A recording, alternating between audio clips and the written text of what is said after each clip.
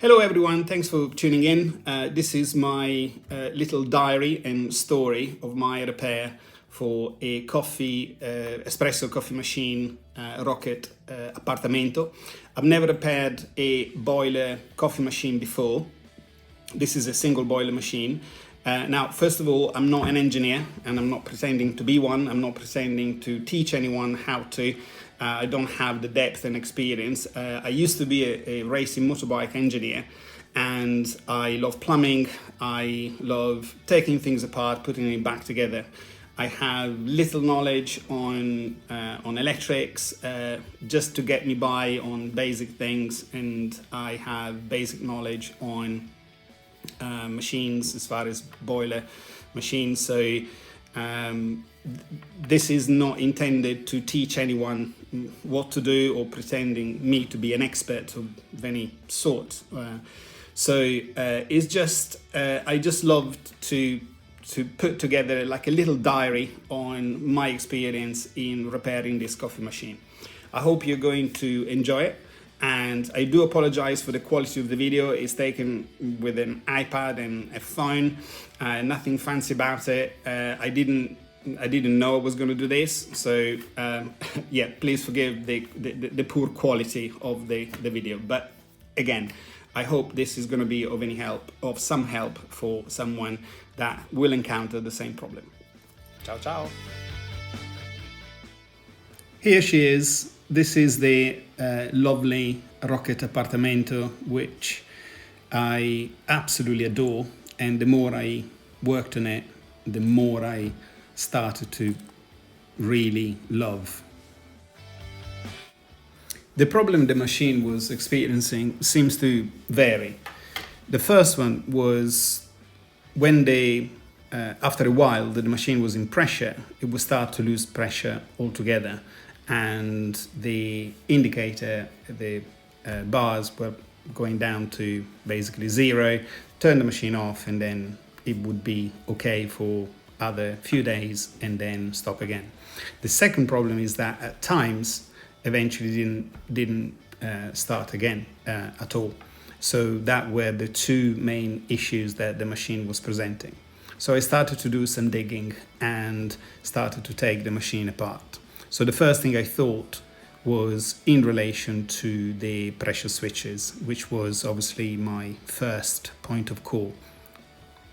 Now, in order to reset the pressure switches, there is a little tiny button right in the middle of the two contacts. So you can see one here. I'm pointing at the one on the left is exactly the same for the one on the right. One has blue wires, the other one has black wires.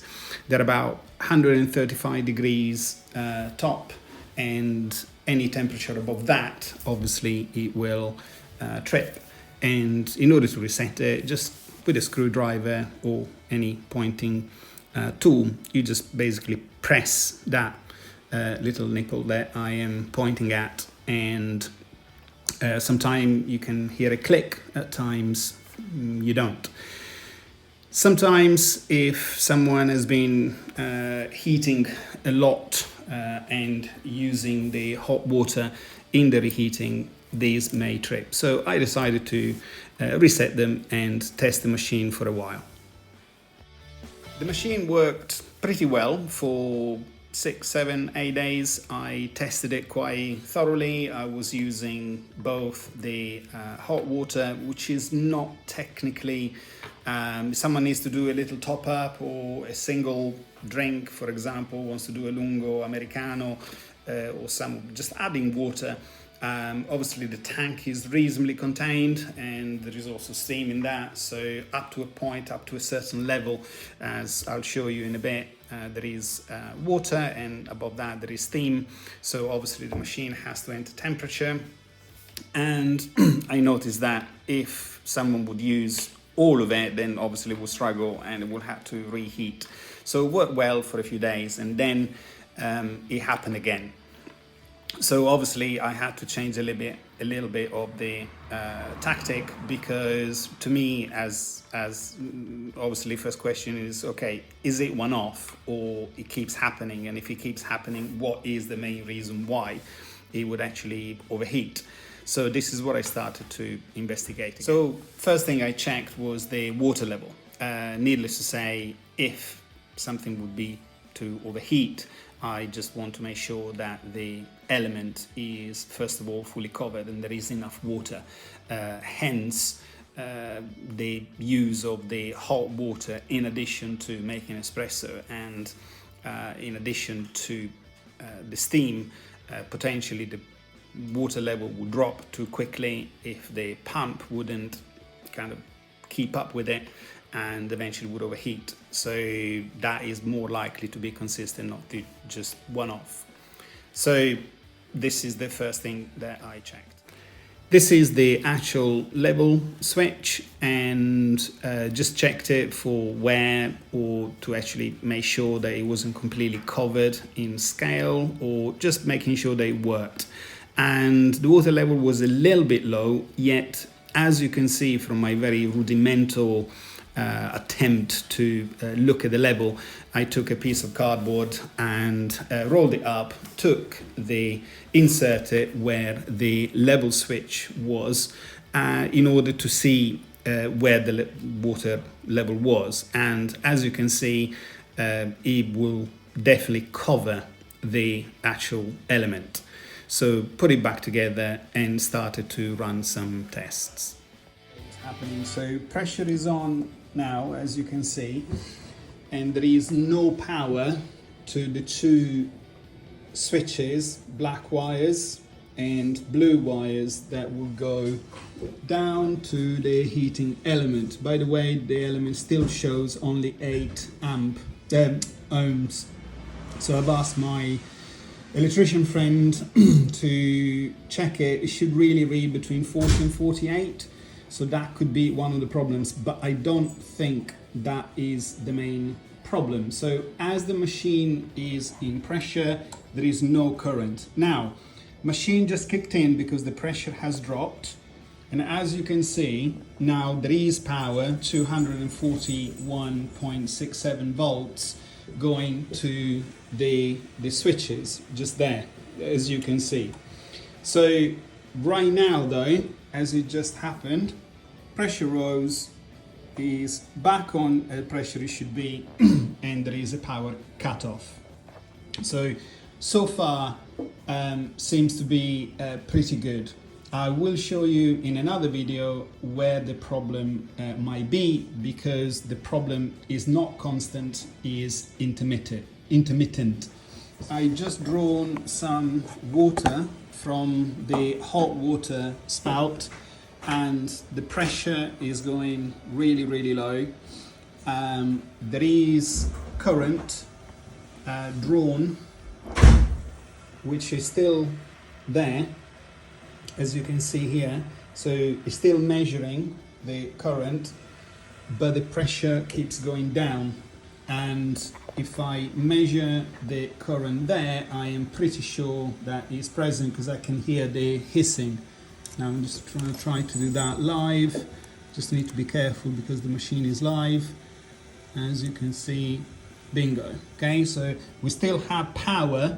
That means that what is happening is that the power is going from the control unit, this bit here, regulated by the pressure stat, and then go to the high temperature safety switches, these two here, the one that we need to keep resetting all the time, and then down to here. Now, as you can see from here, the actual reading of the resistance in ohm is 7.5, and ideally should be between 38 and 45 ohms. Really easy to calculate. The machine is about 1300 watt element, power is 240. Take the power divided by the voltage, and then that will give you about 5.41 amp, and then take the voltage divided by the current, which is the amp, and you should get around 44 ohms, which it is absolutely nowhere near. I kept testing it, and yet most of the times I was getting this 7.5, 7.9, and then it will jump. So clearly the element wasn't working optimally. So this was the first possible problem as far as overheating, and possible reason for constantly having to reset the pressure switches. An element that doesn't work correctly and has very, very low resistance can potentially lead to overheating. So clean the contact, remade, making sure there was good connection, just wanting to be meticulous, and then started to test the machine again. So the next thing for me was to draw my attention to the pressure stat and the control box. The pressure stat should receive a signal that the pressure is too low, and from that obviously making sure that creating a demand, and the control unit should obviously deliver the power. Pressure is dropped, but as you can see, there is no power drawn, hasn't kicked in. So by now, the power should go from the control unit, controlled by the pressure stat. So the pressure stat is sensing that that is too low, so it should give the input to the control unit to go to the pressure switches, high temperature pressure switches, and then back to the actual element there, and it's not happening. Now, one of the oldest tricks is tap it to see if it works, and as you may not be able to see, but if I tap it, there is a startup of power, which in a way is not a fantastic news, because that is the expensive bit. Already happened earlier where I tapped it, there you are, I tapped it, and now it's starting to heat up. So the good news is I'm 99% sure that that is the responsible for it. The not so great news that is the most expensive electronic component. I scanned the internet a bit, and I think just that alone is about £170. Apparently there are people repairing the relay because the constant arching may lead to that, but mixed reviews about it, because you're going to spend £50 say to control unit relay replacement, need to send it away. I have very little control on what someone else's does. Personally, if the machine would be mine, I would have it new. So as you can see, the power is still being drawn, and the temperature, well, yeah, indirectly the temperature is going up as well, but the pressure is going up. So I'm going to do the test again, tapping the pressure stat instead, but I am pretty positive that is the control unit. The other thing I'm thinking of is, can you see all of that white marks in there and underneath? That's basically some form of very, very, very slow leak. I'm not sure if you heard, it just tried to kick in via the pressure stat. The temperature is starting to go down, and there is no power draw. So whilst you are on video, I'm gonna tap that, and nothing's happening. So I'm gonna try to tap that.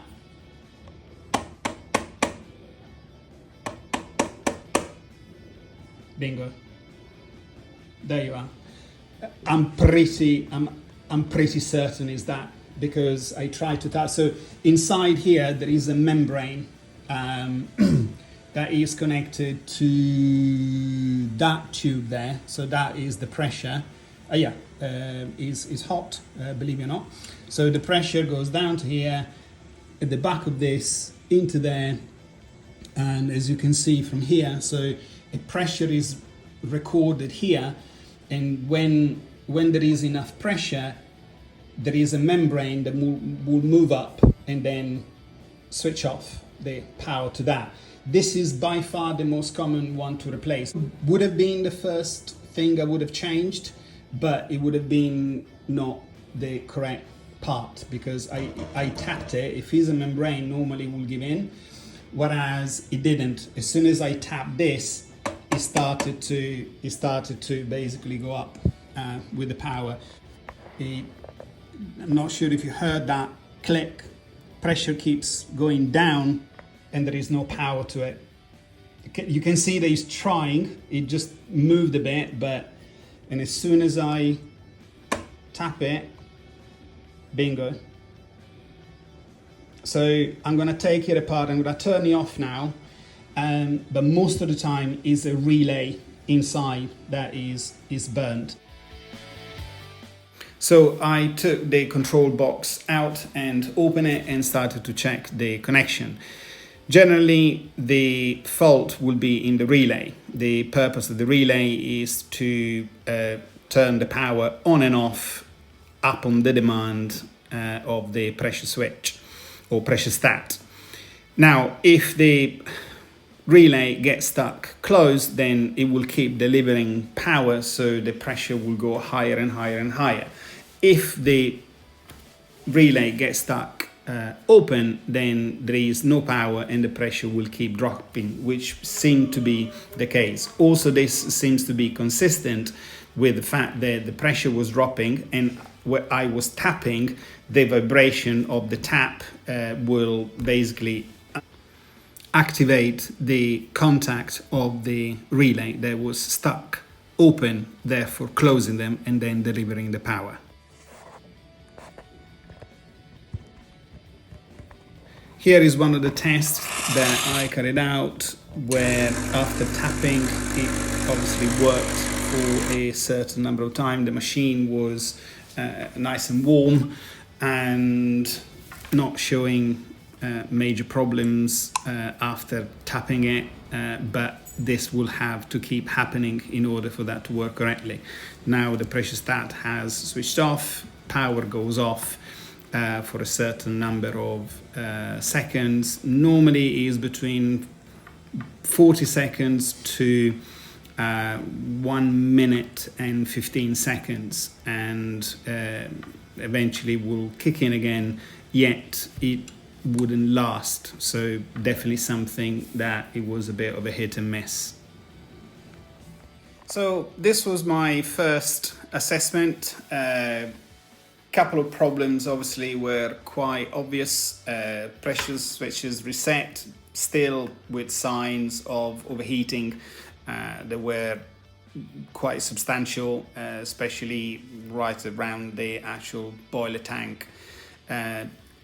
Assessed and ascertained that the actual control unit was working sporadically. It could work for a certain period of time and then eventually will die. So I hope you enjoyed this video, and I will keep working at it and keep you updated.